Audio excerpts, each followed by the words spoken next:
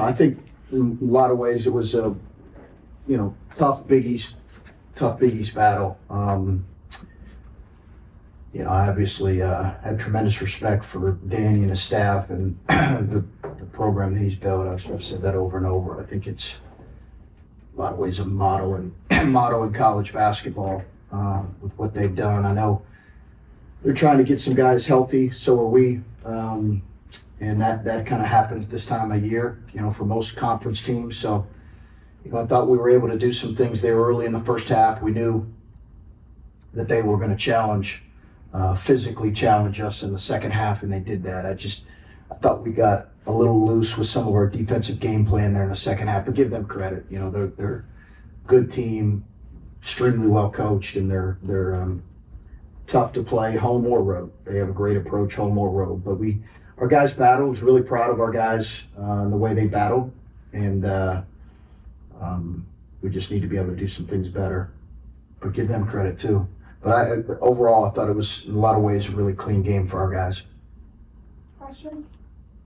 Coach, early on, what was it that you were able to take advantage of, with UConn's defense and sort of put those points up in the first half? What they did in game one was they did a great job taking us off the line.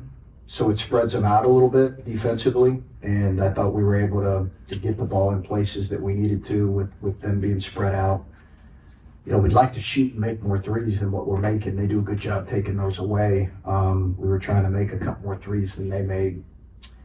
So I think more than anything, them being spread out allowed us to play in the paint a little bit. Then our guys got in a little bit of rhythm making shots.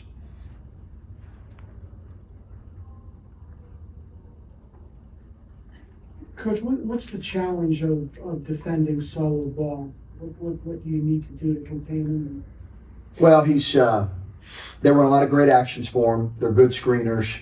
You got to stay attached to both he and Caravan.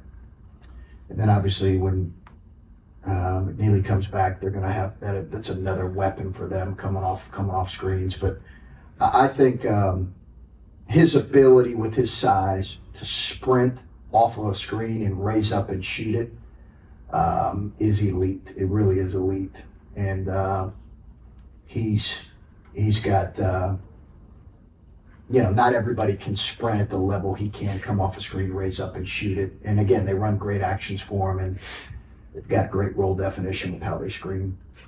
People will look at your conference record and not see these games where you're losing in overtime and you're really going at the best teams in the league. How much growth have you seen from this group? I have seen growth with this group, and I think it's really been, when you're not always seeing the results, it's a real challenge to stay engaged, and you have to micro success parts of the game and build upon that, and you have to really communicate that to your group and pare it down to these micro segments of games, 8, 10, 12, 14-minute stretches, and let's try to expand on that. That's really been the challenge for us. We've got a brand new group, 14 new players. This is the first time going through this.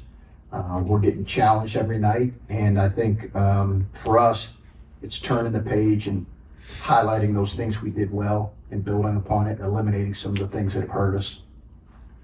With Caravan, was that a focus for you guys defensively to try and pester him? And, was it frustrating to see him still have an impact when the shot's not falling? Yeah, no, he's a terrific player. He's not defined by his scoring in any way. He's so highly engaged when he's, I don't know what his numbers were. I just know he's a damn good player. So, 8 assists, we were really worried about him on the glass. Really worried about him on the glass. So he missed some shots he's normally going to make, for sure. Like he had a couple clean looks, but we did want speed on him. I think as much as possible, we wanted speed on him. And they did some things to try to post him in situations, and we were able to eliminate that. But I think you've got to have speed and quickness on him, or else he's too good at getting to his spots offensively and coming off screens. But he's one of the best players in college basketball. He's one of the most enjoyable kids to watch as a coach.